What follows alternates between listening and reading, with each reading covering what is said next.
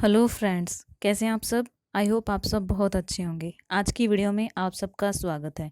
इस वीडियो के माध्यम से कुछ अच्छे अच्छे पॉइंट हम सीखने वाले हैं।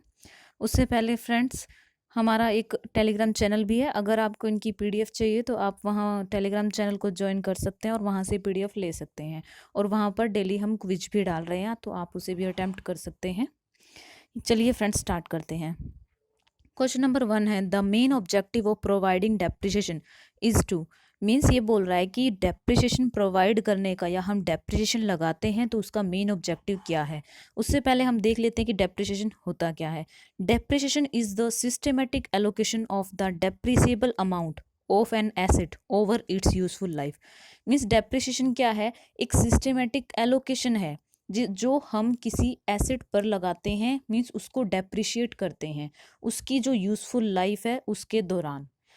और वैसे अगर मैं सिंपल वर्ड्स में बोलूँ कि डेप्रिसिएशन होता क्या है, टाइम के साथ साथ जो एसेट की वैल्यू में कमी आती है उस कमी को ही हम डेप्रिसिएशन बोलते हैं। ठीक है, अब ये बात आती है कि डेप्रिसिएशन के ऑब्जेक्टिव क्या है। तो देखिए, करेक्ट इनकम मेजरमेंट। हम डेप्रिसिएशन क्यों लगाते हैं, ताकि हम इसकी वजह से अपनी इनकम स्टेटमेंट को बिल्कुल करेक्टली रेडी कर सकें, इनकम को करेक्टली मेज़र कर सकें। कैसे? क्योंकि हम इनकम स्टेटमेंट बनाते हैं। Income statement means P and L account, और पी एंड एल में हम क्या करते हैं, डेबिट साइड में डेप्रिसिएशन को शो करते हैं। हम डेबिट साइड में क्यों शो कर रहे हैं, क्योंकि हम इसे एक एक्सपेंस मानकर चलते हैं, और अगर इसे हम शो करते हैं तभी हमारा इसकी वजह से प्रॉफिट कम शो होगा। ठीक है, तो इसीलिए ये करेक्ट मेजरमेंट है इनकम का। ठीक है, उसके बाद true position statement. Position statement किसको बोलते हैं, बैलेंस शीट को। और बैलेंस शीट में हम क्या करते हैं, एसेट में से डेप्रिसिएशन को माइनस करके दिखाते हैं। ठीक है, तो उसको माइनस करने की वजह से वो एक ट्रू पोजीशन दिखा रहा है हमें हमारी स्टेटमेंट की। ठीक है, क्योंकि हमें पता है टाइम के साथ साथ एसेट की वैल्यू कम हो रही है। अगर उसको हम शो नहीं करेंगे तो इसका मतलब वो हमारा ट्रू एंड फेयर पोजीशन नहीं शो कर पाएगा। तो अगर उसको माइनस करके दिखाएंगे तभी हम बोल सकते हैं कि ये हमारी पोजीशन को ट्रू मेजर कर रहा है या ट्रू शो कर रहा है। ठीक है, उसके बाद आता है फंड्स फॉर रिप्लेसमेंट। अब देखिए, डेप्रिसिएशन जो होता है वो हम कभी भी किसी को बाहर पे करने नहीं जाते। ये हमारा कैश की फॉर्म में नहीं होता है, ये नॉन कैश एक्सपेंस होता है। नॉन कैश का मतलब ये हम किसी को पे करने नहीं जाते हैं। तो जब हम डेप्रिसिएशन को डेबिट साइड में शो कर रहे हैं तो इसका मतलब हम वहाँ एक्सपेंस मानकर चल रहे हैं और उसको अलग से अपने पास ही रख रहे हैं, अलग रख करके। ठीक है, तो वो एक्सपेंस जो हर साल हम अलग करके रख रहे हैं वो एक तरह से हमारा फंड क्रिएट हो रहा है, और वो फंड हम आगे आने वाले टाइम में जब हमें न्यू एसेट खरीदने की नीड होगी तब यूज़ करेंगे। तो वहाँ पर फंड्स फॉर रिप्लेसमेंट वो एक तरह से काम करता है डेप्रिसिएशन। फिर आता है ascertainment of true cost of production. ये क्योंकि जो एसेट हम यूज़ करते हैं वो कॉस्ट ऑफ प्रोडक्शन में हमारी हेल्प करती है। अब कॉस्ट ऑफ प्रोडक्शन अगर हम मेज़र कर रहे हैं तो उसमें हम इस डेप्रिसिएशन की कुछ पार्ट को भी उसमें डालते हैं। तो जब अगर कॉस्ट ऑफ प्रोडक्शन हमें चेक करना है तो ये वाला जो डेप्रिसिएशन है ये हमारी हेल्प करेगा कि जिससे हम ट्रू कॉस्ट ऑफ प्रोडक्शन को मेज़र कर पाएँ। ठीक है, आई होप क्लियर हुआ होगा। तो अब देख लेते हैं इन्होंने क्या बोला था, the main objective of providing depreciation. देखिए, एक जो वर्ड है इंपॉर्टेंट, या मेन पूछा है। ऑब्जेक्टिव तो हमने देख लिए बहुत सारे होते हैं, तो मेन पूछ रहा है।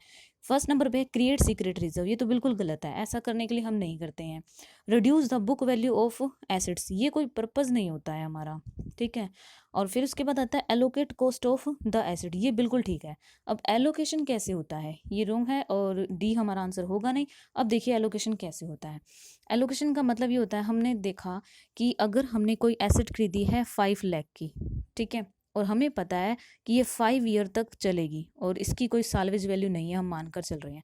अगर ये 5 साल तक चलती है तो हम हर साल इसके ऊपर 1 लाख रुपए का डेप्रिसिएशन चार्ज करते हुए चलेंगे। ठीक है, जो ये 1 लाख रुपए का डेप्रिसिएशन चार्ज कर रहे हैं तो इसका मतलब हम इसकी थ्रू आउट द इसकी लाइफ इसकी कॉस्ट को एलोकेट कर रहे हैं। ठीक है, अब 1 लाख रुपए जब हम 5 साल तक चार्ज कर देंगे तो इसकी पूरी की पूरी कॉस्ट है वो कवर हो जाएगी। तो इसका मतलब क्या हुआ, allocate cost of the assets.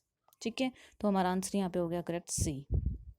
अगर और इनमें से भी बन सकते हैं क्वेश्चन, थोड़ा ध्यान से देखेंगे, बहुत इंपॉर्टेंट है ये। उसके बाद है which one of the following is not considered as important factor for computing depreciation.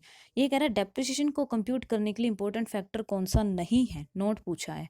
अभी देखिए डेप्रिसिएशन का फॉर्मूला हम पहले की वीडियोस में कर चुके हैं, वहाँ हमने स्ट्रेट लाइन मेथड भी किया था, रिटन डाउन वैल्यू भी किया था। तो वहाँ पे हमने स्ट्रेट लाइन मेथड किया था, वहाँ पे हमने देखा था कि डेप्रिसिएशन एक्सपेंस को कैसे फाइंड आउट कर सकते हैं। इसका फॉर्मूला क्या है, cost minus salvage value divide by me useful life. तो कभी भी जब भी हमें डेप्रिसिएशन को मेजर करना है तो ये तीन जो फैक्टर हैं ये बहुत इंपॉर्टेंट है, इनके बिना हम मेजर कर ही नहीं सकते अपना डेप्रिसिएशन। तो देखिए क्या हमारे ऑप्शन में है, कॉस्ट प्राइस ऑफ एसेट, बिल्कुल कॉस्ट प्राइस होना चाहिए जिस पर हमने हमारे एसेट को परचेज किया है। उसके बाद expected useful life of the depreciable asset, means ये हमने जो एक्सपेक्ट किया है जब तक हमारी वो एसेट चलेगी, वैसे तो वो होल लाइफ अगर उसको हम कुछ ना करें अपने पास रखें तो वो चल ही रही है, लेकिन उसका जो कुछ पार्ट हम जिसको हम यूजफुल लाइफ बोलते हैं वो होना चाहिए हमारे पास। उसके बाद market price of depreciable asset, ये नहीं होना चाहिए, मतलब इसकी कोई नीड ही नहीं है और ये हम देखते ही नहीं है। तो हमारा राइट आंसर क्या हो गया, सी, क्योंकि यहाँ पे नोट पूछा था। उसके बाद है estimated residual value of depreciable asset, ये भी इंपॉर्टेंट फैक्टर है। क्लियर, तीन फैक्टर इंपॉर्टेंट है। उसके बाद ये मैंने दे भी रखे हैं कौन कौन से हैं, estimated useful life of the asset, cost of the asset, residual value of the asset at the end of its estimated useful life. Clear. उसके आगे which accounting standard is applicable on fixed tangible assets और plant property and equipment. Yes friends, पहले जो assets थी उनको हम fixed asset बोल देते थे। अब फिक्स्ड एसेट की जगह जो वर्ड यूज़ किया जाता है वो अब आ गया plant property and equipment, PPE बोला जाता है इसको। तो अब ये यूज़ किया जाता है, फिक्स्ड एसेट यूज़ नहीं किया जाता अकॉर्डिंग टू अकाउंटिंग स्टैंडर्ड 10। पहले डेप्रिसिएशन के लिए अकाउंटिंग स्टैंडर्ड 6 काम करता था, अब अकाउंटिंग स्टैंडर्ड 6 हट गया है, उसकी जगह पर 10 आया है अकाउंटिंग स्टैंडर्ड, और वो बात करता है प्लांट प्रॉपर्टी एंड इक्विपमेंट की। ठीक है, 6 को हटा दिया गया है। तो अब हमसे पूछा था कि फिक्स टेंजिबल एसेट और प्लांट प्रॉपर्टी एंड इक्विपमेंट पर कौन सा अकाउंटिंग स्टैंडर्ड काम करता है, तो वो है अकाउंटिंग स्टैंडर्ड 10। ओके। और इनटेंजिबल एसेट्स पर कौन सा अकाउंटिंग स्टैंडर्ड लगेगा, उस पर लगेगा अकाउंटिंग स्टैंडर्ड 26। ठीक है। आगे, depreciation is a dash expense, अभी मैंने बताया वो होता है नॉन कैश एक्सपेंस। क्यों? क्योंकि इसको हम किसी अदर पर्सन को पे करने नहीं जाते, ये नॉन कैश रहता है। ठीक है। उसके बाद which of the following is not an example of cost directly attributable cost. ये पूछ रहा है कि ऐसी कॉस्ट जिसको आप मशीन की टोटल कॉस्ट मानकर चलते हो, वो उसमें क्या क्या इंक्लूड हो सकता है। अब देखिए यहाँ पे ऑप्शन है A, initial delivery and handling cost. ये कहता है कि इनिशियल जो डिलीवरी हो रही है आपकी, मान लीजिए ये मशीन की, तो इसकी जो हैंडलिंग कॉस्ट है तो क्या इसकी कॉस्ट में इंक्लूड होगी, बिल्कुल होगी। तो यह नोट पूछा था। फिर आता है इंस्टॉलेशन एंड असेंबली कॉस्ट, उसको इंस्टॉल करने की कॉस्ट और असेंबली कॉस्ट बिल्कुल इंक्लूड होगी उसकी कॉस्ट में। फिर आता है cost of introducing new product और सर्विस, ये आपको लग सकता है होगी बट ये नहीं होगी। क्यों नहीं होगी? क्योंकि यहाँ बोला cost of introducing new product, कोई नया प्रोडक्ट है या सर्विस है जिसको आप इंट्रोड्यूस कर रहे हो, उसकी कॉस्ट मींस एडवर्टाइजिंग या प्रमोशन करने की जो कॉस्ट है, तो ये हमारी मशीनरी की कॉस्ट में ऐड नहीं होती। उसके बाद है cost of testing whether the asset is functioning properly. इसका मतलब जो एसेट है उसको अभी इंस्टॉल करने से पहले आप टेस्ट कर रहे हो कि वो सही से फंक्शन कर रही है ना नहीं कर रही। तो जो उसको अभी इंस्टॉल करने से पहले ही आप अभी टेस्ट कर रहे हो, आपने उस पर काम करना स्टार्ट नहीं किया है, तो वो उसकी कॉस्ट में ही ऐड हो जाते हैं। तो इसका मतलब cost of testing whether the asset is functioning properly, ये भी उसकी कॉस्ट में ऐड होता है। तो यहाँ पर हमारा जो राइट आंसर रहेगा वो क्या है, सी, जो उसकी कॉस्ट में ऐड नहीं होता। ठीक है। उसके बाद मैंने यहाँ पे बता दिए हैं एग्जांपल्स दे करके कि कौन से कॉस्ट कहलाए जा सकते हैं। देखिए, cost of employ benefit arising directly from acquisition, ये देखिए यहाँ खुद बोला है कि डायरेक्टली फ्रॉम एक्विजिशन और construction of an item of property plant and equipment, जो डायरेक्टली अगर उस पर एट्रीब्यूट किए जा सकते हैं तो वो कॉस्ट की मशीन की कॉस्ट में ऐड हो जाते हैं। उसके बाद कॉस्ट ऑफ साइट प्रिपरेशन, जब साइट को प्रिपेयर करने की जो कॉस्ट है वो भी उसमें इंक्लूड होगी। Initial delivery and handling cost, ये भी हम देख चुके हैं। इंस्टॉलेशन एंड असेंबली कॉस्ट, ये भी उसकी कॉस्ट में ऐड होती है। Cost of testing whether the asset is functioning, ये भी हमने देखा। उसके बाद रह गया एक प्रोफेशनल फीस, जैसे इंजीनियर्स की fees, hired for helping in installation of A machine. देखिए, इंस्टॉल करने से पहले ही अब इंस्टॉल करने में हेल्प करेगा तो उनकी फीस भी मशीन की कॉस्ट में ऐड हो जाएगी। ठीक है। उसके बाद the term dash is applied to the process of measuring and recording the exhaustion of resources such as mines oil wells etcetera. Means ये हमसे पूछ रहा है कि वो कौन सी टर्म होती है जो आप माइंस या ऑयल वेल्स की लिए यूज़ करते हो, अगर उनकी वैल्यू में कमी आ रही है तो आप कौन सा वर्ड यूज़ करते हो? उसके लिए डिप्लीशन वर्ड यूज़ करते हैं। अमोर्टाइजेशन होता है इंटेंजिबल एसेट्स के लिए। ऑब्सोलेंस होता है टेक्नोलॉजी या अदर रीजन से आता है। देखिए डिटेल देख लेते हैं। ये देखिए माइंस में अगर आप टाइम टू टाइम उसमें से अगर आप कोयला निकाल लेते हैं खान में से तो उसकी वैल्यू भी कम होती रहती है, तो उसको हम डिप्लेशन बोलते हैं। ठीक है, देखिए मैंने यहाँ बताया अमोर्टाइजेशन क्या है। The term amortisation is used for describing the process of writing down the long term investment in intangible, जैसे कि लीज होल्ड, पेटेंट, गुडविल और हैवी ऑर्गेनाइजेशन कॉस्ट। ठीक है, ऑब्सोलेंस क्या है? The term obsolescence refers to reduction in the useful life of assets arising from such factor. कौन से factor?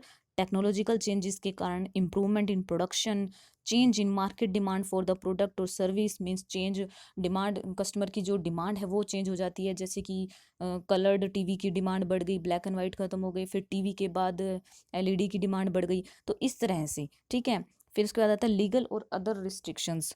तो इन सब के कारण जो होता है उसको हम ऑब्सोलेंस बोलते हैं। ठीक है, उसके आगे है which of the following assets can't be depreciated. देखिए बहुत इंपॉर्टेंट क्वेश्चन है। मशीनरी को हम डेप्रिशिएट कर सकते हैं, फर्नीचर को कर सकते हैं, बिल्डिंग को कर सकते हैं, बट लैंड को डेप्रिशिएट नहीं कर सकते। तो हमारा राइट आंसर है यहाँ पर डी। लैंड को डेप्रिशिएट हम क्यों नहीं कर सकते? क्योंकि इसकी जो लाइफ है वो लिमिटलेस है, उसकी कोई लिमिट ही नहीं है। हम फिक्स्ड एसेट में, फिक्स्ड टेंजिबल एसेट में उन एसेट को काउंट करते हैं जिनकी कोई लिमिट होती है और वो 12 मंथ से ज़्यादा के लिए यूज़ में होती है। ठीक है, 12 मंथ से कम है तो वो करंट एसेट हो जाएगी। 12 मंथ से ज़्यादा की हो और जिसकी कुछ तो लिमिट हो, लिमिट लेस होगी, उसको हम डेप्रिशिएट नहीं कर सकते। ठीक है, तो लैंड है जो लिमिट लेस है, इसकी कोई लाइफ की लिमिट ही नहीं है। ओके, उसके बाद when should we start appreciating asset, sorry depreciating asset आएगा यहाँ पर। मीन्स आप कब एसेट को डेप्रिशिएट करना स्टार्ट करते हो? जब आपने उसको खरीदा है तब, यूज़ करना स्टार्ट कर दिया है तब, या 1 महीना बीत गया तब। तो ये ऑप्शंस दिए हुए हैं कुछ, तो ये सोचने वाली बात है। क्या उसको हम पुट टू यूज़, मीन्स जब वो यूज़ में आनी स्टार्ट हो गई है तब से डेप्रिशिएट करना स्टार्ट करेंगे, या एसेट्स अवेलेबल फॉर यूज़, वो यूज़ के लिए अवेलेबल हो गई है तब से करेंगे? Yes, right answer is C. जब एसेट अवेलेबल फॉर यूज़ हो गई है तभी हम उसको डेप्रिशिएट करना स्टार्ट कर देंगे। इसका मतलब है, मान लीजिए आप कंप्यूटर खरीद कर लाए हैं और कंप्यूटर को लाए हो और उसको लाने के लिए खर्च किया है और आपने टेक्नीशियंस को बुलाया है, वे उसको ठीक करके, उसको सेट करके गए हैं और उसके बाद आपने उसको स्टार्ट कर दिया है बिल्कुल। अब उसके बाद चाहे आप उसको यूज़ करो या ना करो, वो 6 महीने तक पड़ा रहे, साल तक पड़ा रहे, लेकिन फिर भी उस पर डेप्रिशिएशन लगेगा। इसलिए उसको बोलते हैं एसेट्स अवेलेबल फॉर यूज़। चाहे आपने उसको पुट टू यूज़ किया हो या ना किया हो, उसको आपने सेट कर लिया, चेक कर लिया कि बिल्कुल ठीक चल रहा है, और इसका मतलब वो अवेलेबल है आपकी यूज़ के लिए, तो तभी से आप उस पर डेप्रिसिएशन लगाना स्टार्ट कर देते हो। तो राइट आंसर हो गया सी। ओके, यस फ्रेंड्स, आज इतने ही। अदर जो क्वेश्चन है वो हम आगे आने वाली वीडियोज़ में कवर करेंगे। Thank you friends for being here. Thank you all. Thanks.